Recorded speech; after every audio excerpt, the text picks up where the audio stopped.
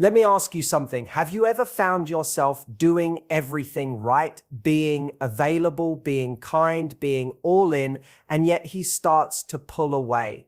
And then when you finally stop trying, when you back off, suddenly he comes running back. Why does this happen? It's not a game, it's a principle. It's called the Law of Detachment. And it's one of the most powerful forces in attraction, not just in dating, but in life. When you stop trying to control a relationship or constantly seek validation from someone, something fascinating begins to happen. You create space, and in that space, intrigue is born.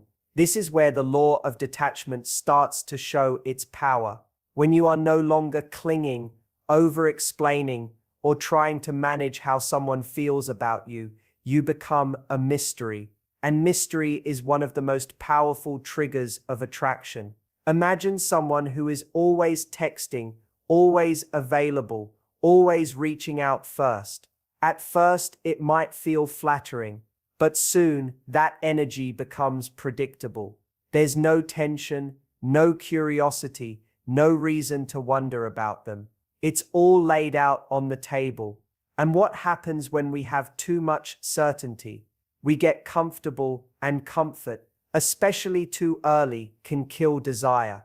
Now think about what happens when someone steps back, when the constant texts slow down, when that person who was always around now seems focused elsewhere. A part of your mind can't help but ask, where did they go?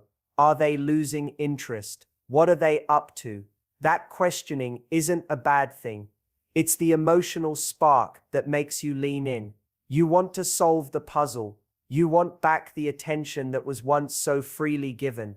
This isn't about playing games or being manipulative. It's about understanding human psychology. We naturally value what we don't fully have. When you stop giving everything away emotionally, when you stop broadcasting your every thought and need, you begin to communicate that you're not waiting around for someone to choose you. And that subtle shift is incredibly powerful. Men in particular are wired to pursue.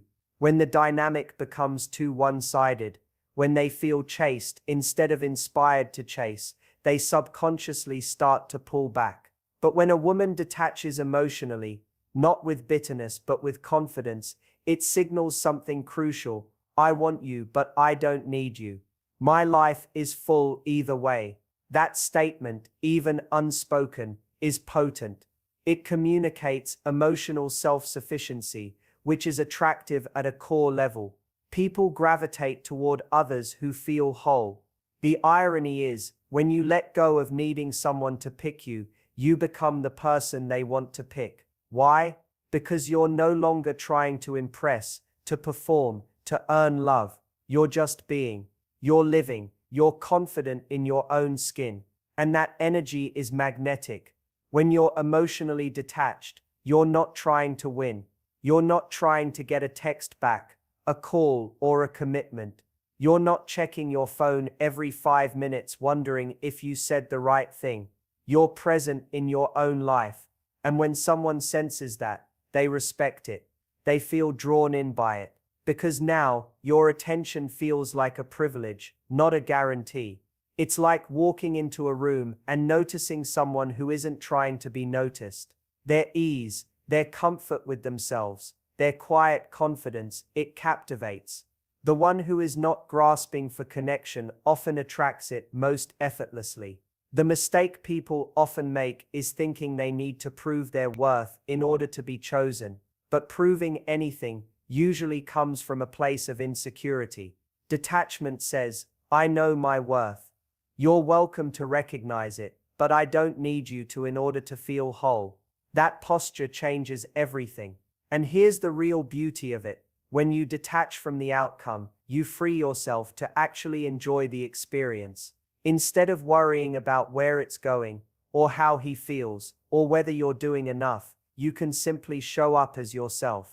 You can listen, you can laugh, you can walk away from red flags. You can say no, you can be fully present without the weight of needing things to turn out a certain way. That presence, that peace, That power, it comes from letting go. From trusting that if something is right, it won't need to be forced. That you don't have to control someone into loving you. That what's meant for you will come. And if it doesn't, something better will. Because you are not someone who chases, you attract. In the silence, in the space, in the calm confidence of detachment, the real magic begins. That's when he starts to notice. That's when he begins to wonder. That's when he comes closer, not because you made him, but because you let go. When you focus on yourself, your passions, your goals, your personal growth, you radiate a kind of energy that draws people in effortlessly. This isn't about being selfish or shutting people out. It's about shifting your center of gravity back to where it belongs within you. Because the truth is, confidence and independence are far more attractive than desperation or emotional dependence. When your world doesn't revolve around one person or one relationship, you become someone worth orbiting. Think about the people in your life who captivate you. Chances are, they're not glued to their phones waiting for someone to text back. They're not obsessively dissecting every little word someone said. They're too busy building, learning, exploring, evolving. That's the kind of energy that commands attention. When you invest in your own life, you create a sense of momentum, and people are drawn to momentum. They want to be around someone who's going somewhere, someone with purpose, someone with a spark. It's not just about being busy. You can fill your calendar and still feel emotionally dependent. The key is intention. When your time and energy are going into things that make you feel alive, whether it's your work, your art, your fitness, your friendships, or your personal development, you begin to glow differently. You're not chasing anyone because you're fulfilled on your own.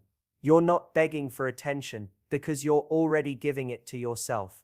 Men, in particular, are incredibly responsive to this energy. When a woman is centered in her own value, when she walks into a room like she belongs there, without needing to prove it, it creates a gravitational pull. She's not seeking approval, she already approves of herself. And that creates a subtle but undeniable shift in the dynamic. The person who's not trying to win anyone over becomes the one everyone wants to win. There's also an important psychological truth at play. We respect people who respect themselves, and we chase what feels valuable. When someone has a full life, when their attention must be earned instead of automatically given, that attention feels more meaningful. It feels more like a privilege than a given. And we're wired to want what we feel we might lose. Now contrast that with what happens when someone makes another person the center of their universe too soon. When they cancel plans, neglect their goals, and lose themselves in trying to make it work, they don't just lose their power, they lose their identity. And when that happens, they become less attractive, not because they're not lovable, but because they've disconnected from the very things that made them magnetic to begin with. Building your own life isn't just good advice, it's necessary. It gives you something to come back to. It's the foundation you stand on, so that even when someone disappoints you, or walks away, or becomes distant, you don't crumble. You're still you. You still have your routines, your vision, your inner peace. That stability is what allows you to love from a place of wholeness rather than need. It also puts you in a position of choice instead of desperation. When you're grounded in your own life, you don't tolerate bad behavior just because you're afraid of being alone. You don't beg for crumbs because you know what a full table looks like. And that clarity allows you to set boundaries with grace. You're not afraid to walk away, not because you don't care, but because you care enough about yourself to not settle for less than you deserve. There's something undeniably compelling about someone who doesn't need you, but chooses you. When love isn't rooted in dependency, it becomes a conscious, powerful act, and that's the kind of love that lasts. It's the kind that inspires, uplifts, and deepens over time. So if you want to shift the dynamic in your relationships, start by shifting the focus back to you. Cultivate the life you love, do things that light you up, build your confidence from the inside out, and don't wait for someone to give you permission to be the person you already are. Because when you pour energy into your own growth, your own joy, your own sense of purpose, you stop chasing, you start attracting. And that's when everything begins to change. There's a quiet but undeniable power in pulling back, not out of anger, not out of manipulation, but from a place of clarity and self-respect. When you stop overextending yourself for someone who's not meeting you halfway, you shift the entire energy of the connection. You move from being the chaser to being the chooser. And that shift often triggers something unexpected. They start leaning in. Attraction is built not just on connection, but on space. Space to miss, space to wonder, space to appreciate. And that space is only created when you stop trying to manage the relationship with constant effort and emotional giving. Pulling back isn't about punishing someone. It's about giving them the opportunity to notice your absence, to realize your presence is not something to be taken for granted. When you're always initiating, always available, always on call, you remove the tension that makes a bond exciting. We think love should be built on closeness alone, but that's only half the story. Desire needs a little distance. It needs unpredictability. It needs moments of silence, where someone can reflect and say, I miss her. If you never give them that moment, they never get the chance to feel your value in their own heart. This doesn't mean you should play hard to get or pretend to be distant. That's not real detachment, that's performance. The power of pulling back comes from being genuine. You pull back, not because you want to make someone chase you, but because you recognize you've been giving too much without receiving enough in return. You pause because you notice your energy is being drained. You stop showing up out of habit and start honoring your own needs. When you step away from over-functioning in a relationship, you give the other person space to step up.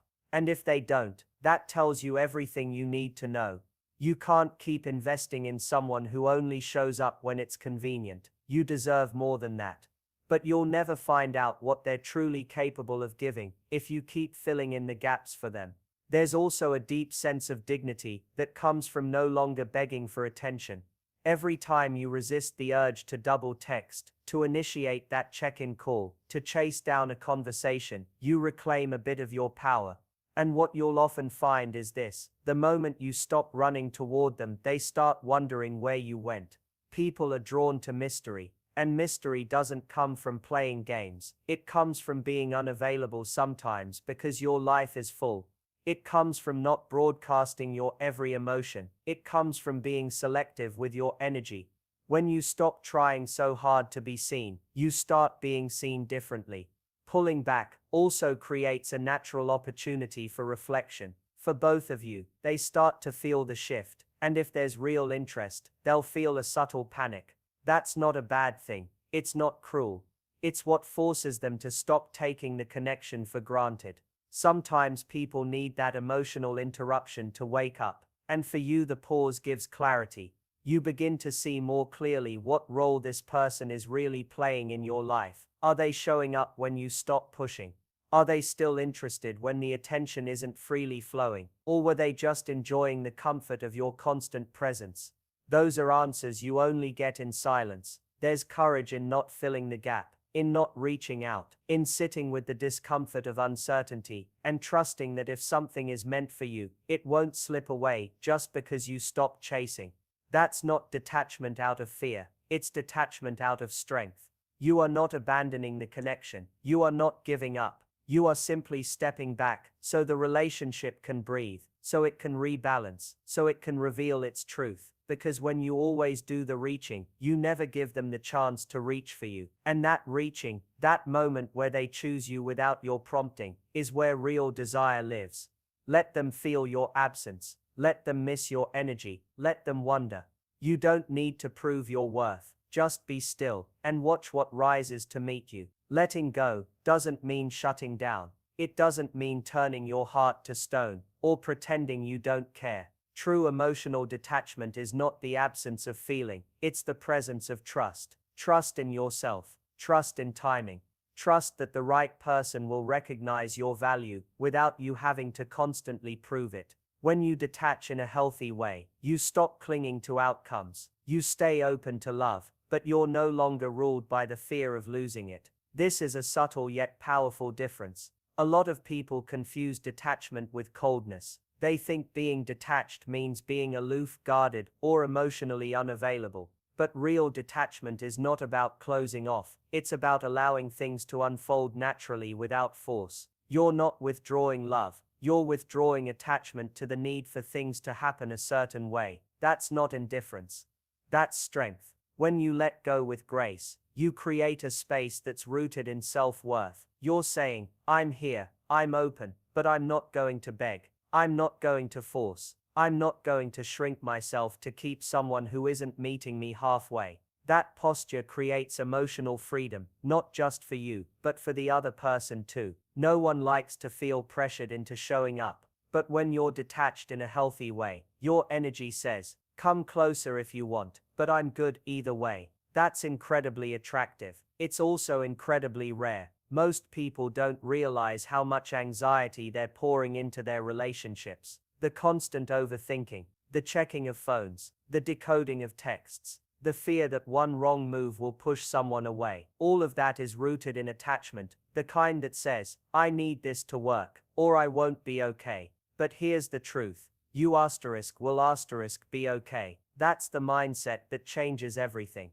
When you believe you'll be okay, no matter what, you become fearless in love. You stop over-investing in someone who's under-delivering. You stop tolerating mixed signals. You stop making excuses for bad behavior. Instead, you hold your space. You stay open-hearted, but you don't chase. You don't grip. You simply allow. That kind of presence, calm, centered, grounded, is what gives you true emotional influence. In that state, you're no longer trying to control the outcome. You're not asking, where is this going, every 5 minutes. You're just showing up, being your authentic self, and letting the connection develop on its own terms. If it grows, beautiful. If it fades, that's clarity, not failure. You're not attached to this asterisk person being asterisk, the one asterisk. You're attached to your own peace. And that makes you more powerful than you realize. Here's what most people miss. Real connection isn't forced, it flows.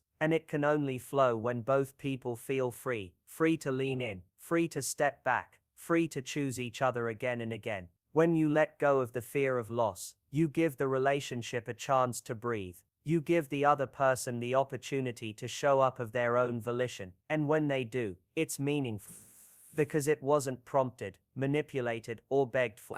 It was real. Letting go also protects your emotional energy. When you're overly attached, you tend to abandon your own needs. You overextend. You overgive. You accept crumbs just to keep someone close. But when you detach, you start choosing yourself again. You start prioritizing your emotional health. And ironically, that's when people start seeing your value more clearly. When you stop being emotionally available to everyone at all times, your presence becomes something people appreciate, not something they assume. So yes, stay open, stay warm, be vulnerable when it's right. But don't confuse openness with overgiving. Don't confuse availability with neediness. You can let go without shutting down. You can stop chasing without walking away. You can love without losing yourself. Detachment, in its purest form, is confidence. It says, I trust myself to handle whatever happens. I don't need to control love. I just need to stay true to myself.